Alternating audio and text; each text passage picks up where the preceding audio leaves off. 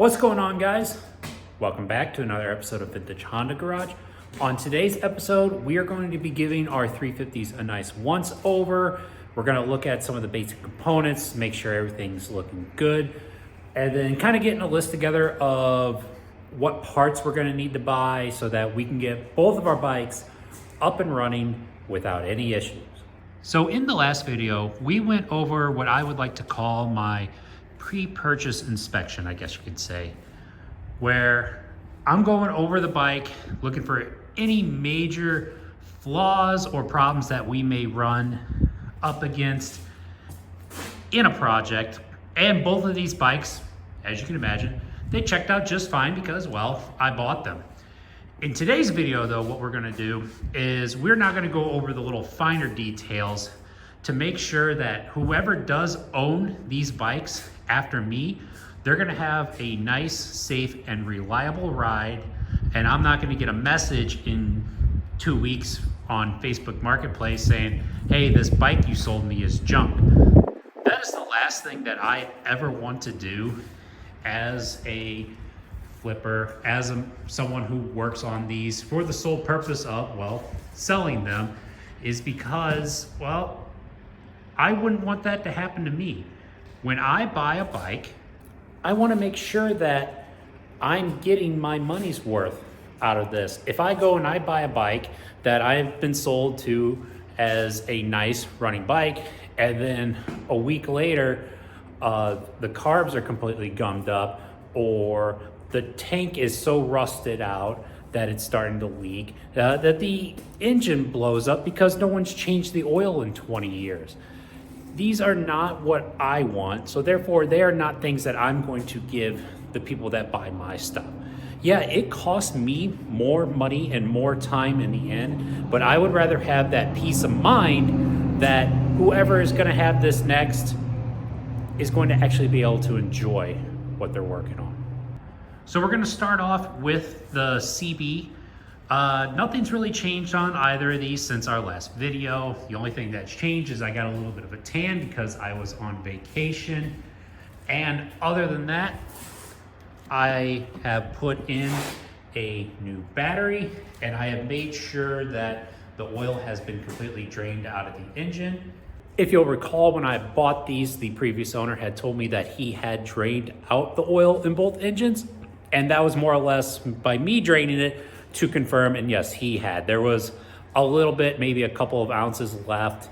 What I think happened was he drained it while it was on the side stand, and I drained it while it was on the kickstand, so there was just a little bit of residual oil left in there. Now, as far as the battery goes, I just got one of these. Yeah, it's not a Motobat. Yeah, it's not the most fancy battery in the world, but what's nice about these is, well, first of all, they're affordable. This costs about 45 bucks shipped from Amazon. It's the exact size that we need for our bike. It is a sealed battery, so we don't have to add any acid or anything. And honestly, if the new owner does what he's supposed to do and maintains the battery like he's supposed to, that battery will last him several years, which to me is worth it. Because, you know, if I get 3, 4, maybe 5 years out of a battery that cost me 45 bucks, I got my money's worth out of it. If it goes bad, I'll either upgrade it later on down the road, or I'll just buy another one and get another 3, 4, 5 years out of a $45 battery. For oil, we're gonna go with my old standby, the Rotella T6. Yes, this is a diesel oil. I put Rotella T6 in everything that I own that has 2 wheels, mainly because of this little line back here. Jasso DH2, Jasso MA-MA2. Those 2 little specifications in the oil meet what Honda from the factory requires their oil to have. So even though, like I said, this is designed to go in a diesel engine, it is perfectly suitable for our wet clutch Honda engines because of the Jasso qualifications. So The whole reason why we are putting oil in today is not because we are planning on running today. We'd be a little bit foolish to think that we could just pop this thing off and away we go. But the real reason is, since we're going to be doing our systems checks, you know, checking the starter, checking to see how everything rotates, and knowing full well that the crankcase is empty, it doesn't sound like a good idea to me to be turning this engine over without oil inside of it. So we got our 2.1 liters, or just over 2 quarts of oil going in. And then we can finally start doing our actual checks. All right, so we've got oil in the engine. We got a fresh battery in. Let's go ahead. Let's turn this key over real quick and see if anything comes to life, or to see if it all just goes up in a big ball of flames. Now, I haven't actually tested this yet since I installed the battery. I thought we would, you know, learn together. So give it one click on. Nothing, nothing, nothing. Do we have anything up here? It's hard to tell since it's day, but let's see here. Do we have blinkers? Oh. That one's blinking. That one's blinking. That's a good sign. How about the other side? Oh, you can see that the indicator bulb is working too. Here and here. Fantastic. Tail light's on. That's a good sign. Let's give it a test with the foot brake. Foot brake isn't activating it. And I'm gonna try handbrake. Handbrake doesn't work, but if I remember correctly, this switch is broken.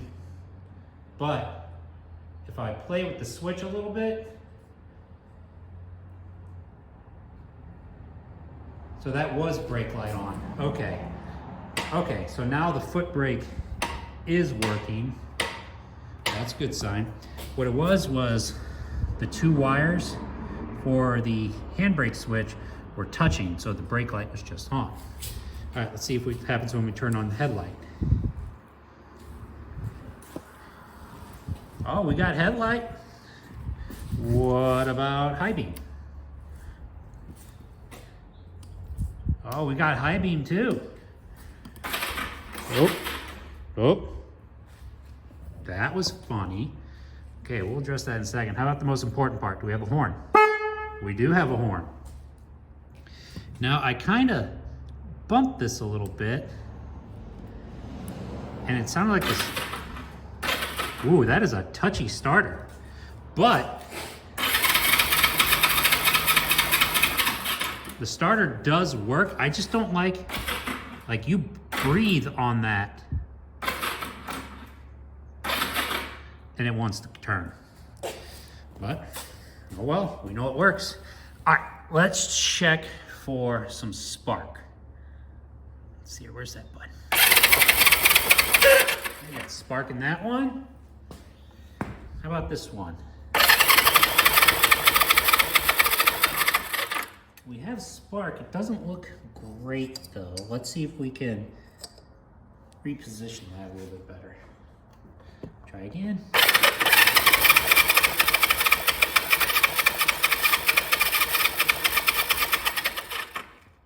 I mean, it's sparking, but I'm not a huge fan of it.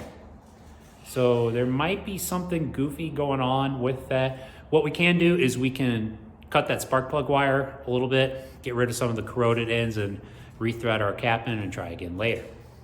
On a positive note though, it looks like everything in the electrical system is working as it should.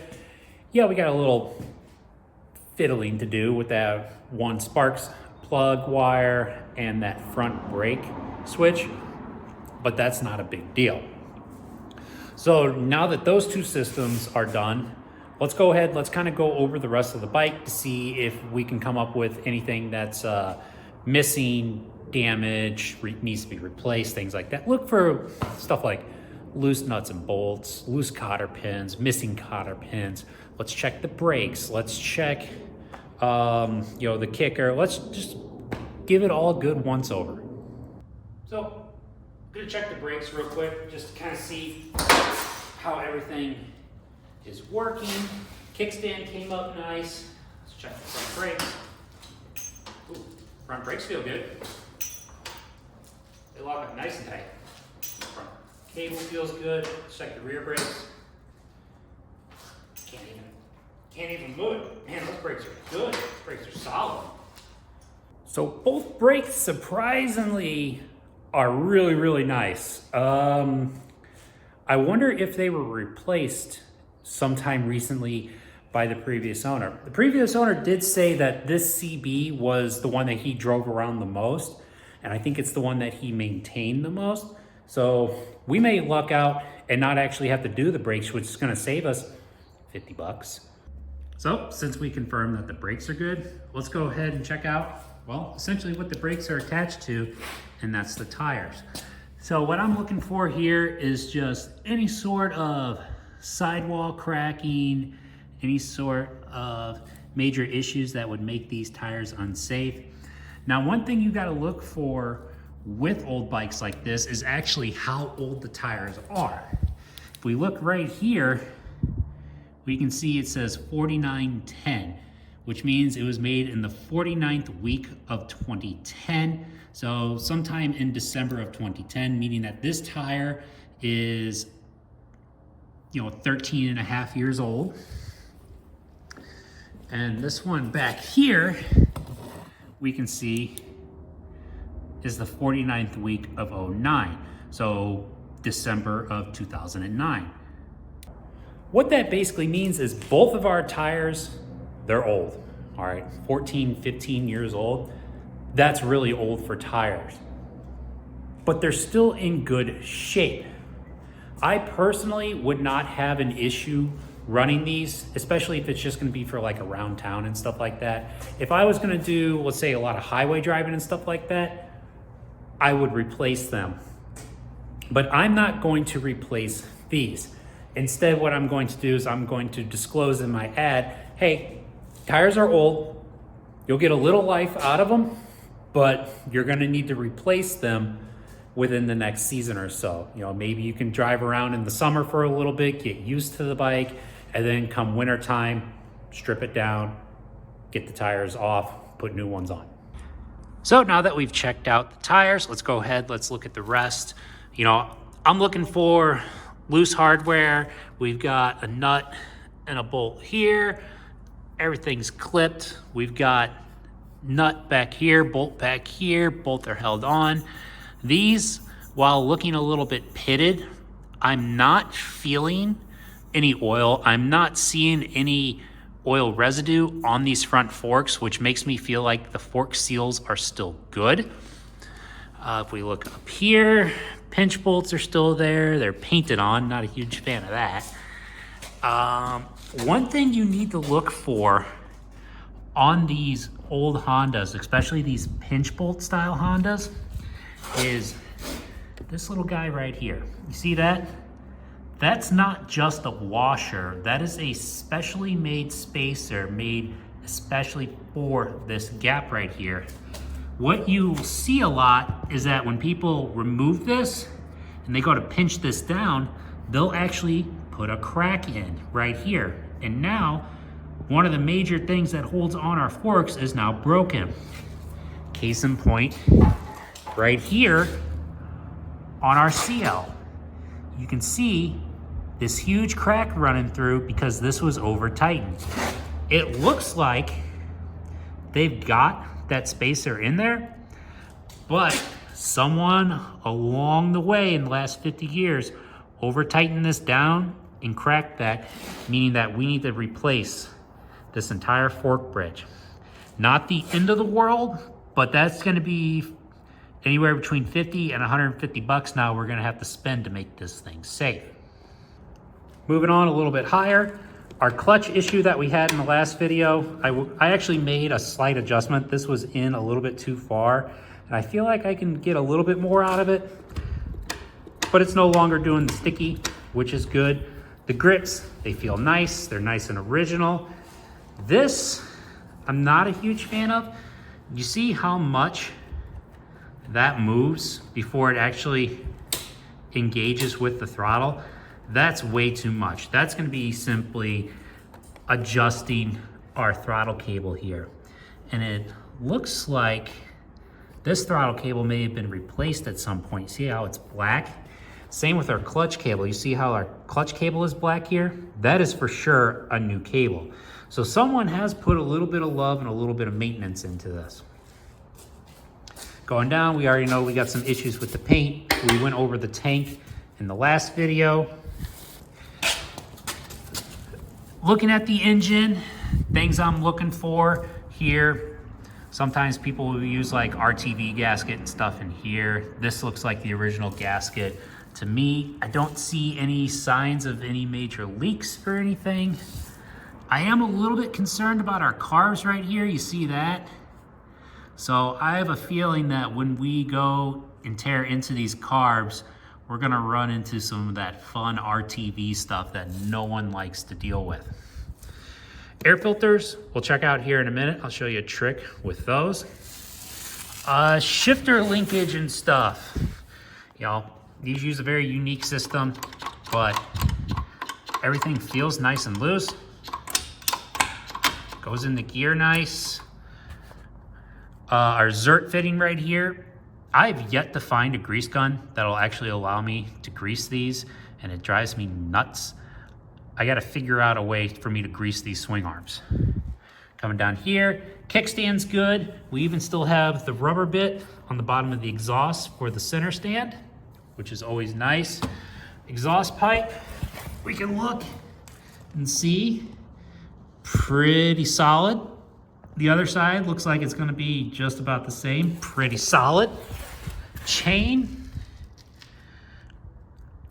a little tight for my liking, but it's not bad. We can still run that.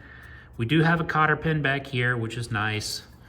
You know, we can check our wheel alignment, make sure that we're not, you know, riding down the road like this. Our wheel is nice and straight to the bike. Sprocket doesn't look terrible. That's still got some life left in it. It's not all shark tooth out. Shocks are ugly, but the new owner, he can have fun in replacing those. We already know that our blinkers work. We know that our tail light brake works, but we didn't confirm if the running light works. Check that, running light does work. Okay, so with these side covers, the most important thing that I want you to take away from this is take your time. This is 50-plus-year-old plastic that has been used and abused. It's been sitting out in the sun. It's sun-baked. It is fragile, and there's not a whole lot of them left out there, especially in our case where we have this custom paint job on it. If we were to break these, we wouldn't be able to match it. We would either have a mismatched side cover or we're repainting, and we are definitely not doing that. So I already broke this one loose earlier. It has 3 main spots, down here and 2 up here. It's usually the 2 up here that are gonna give you the most trouble. You pull back, releasing that, and then what you wanna do is honestly do this for a little bit just to kind of work it, get that rubber kind of loose, and then eventually you can start pulling back, pulling back, pulling back. And there it goes, okay? You can see these tabs are what are going to break on you. You just need to be careful. It looks like our little rubber piece down here is a little worse for wear. That is a part that actually can be replaced if we were doing like a restoration or something. But for me, that's something for the new owner to deal with. Now we have our airbox cover. We're gonna go ahead, we're gonna loosen up.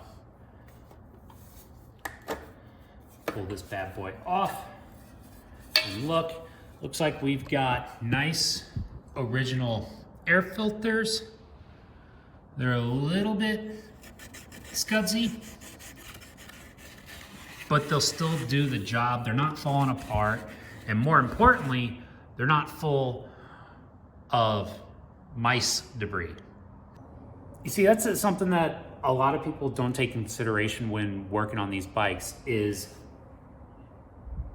things kind of live in here sometimes.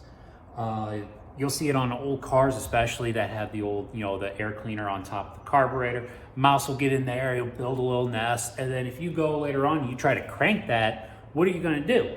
Well, not only are you going to ruin this mouse's nice home, but you're also going to suck all that stuff inside of your carburetor, and now you just have a mess on your hands because now you gotta take your carbs apart. We're most likely gonna be taking these apart anyways, but the less work that we are gonna make for ourselves in the long run, the better. Now I'm gonna show you a little trick that is gonna make your future self or the future of this owner really, really appreciate you putting the effort into it. What we're going to do to make our lives easier the next time we wanna take these covers off, instead of fighting them and potentially breaking them, we're gonna grease them up a little bit. Just a little bit of grease on these can make life so much better for future you, because the grease is not going to affect the performance of the side cover whatsoever. All it's going to do is make it easier to take on and off again. I just had a thought occur. We can't really know what all parts we need unless we test all of the systems. I mean, how do we know if we need a speedometer cable or not unless the wheels are moving? How do we know if we need a tack cable or not unless the engine's running? How do we know if we need a new fuel petcock unless we put gas in it? I mean, if we're gonna go through all that trouble, we might as well try to run it, right? So I went ahead, went to the gas station, got a little bit of gas. Typically, I like to run 91 octane in my stuff, but this gas station didn't have 91, so I settled for 93. It was an extra, 60 cents a gallon or something like that. But on a small scale like this, not the end of the world. See if I can figure out how to use this. This is a new gas can for me. Nope, come on. There we go. All right, I'm only gonna put a little bit into it. Since this is our first time putting fuel in it, we don't know if we're gonna have any leaks or not in here. So spots that the fuel system is gonna leak from, there's actually quite a few. First of all, up here where our petcock meets the actual tank, we wanna check there. We wanna check behind our fuel selector switch right here. So far, so good. Our actual petcock bowl right here. We got our fuel lines right here. Coming down to the car, we've got our bowl drain. And then we actually have our overflow drains as well. What I like to do is I like to sit here for a little bit. I've got fuel in the tank. It may not be enough fuel to do what we want to do, but I just like to sit here for a little bit, see if anything leaks. And if nothing comes up, we'll go ahead, we'll throw our tank onto what should be reserve, I think, or is this reserve? I don't remember off the top of my head. That's one of the downfalls to only doing a partial fill on the tank, is you gotta make sure you get everything quite right. So that is on,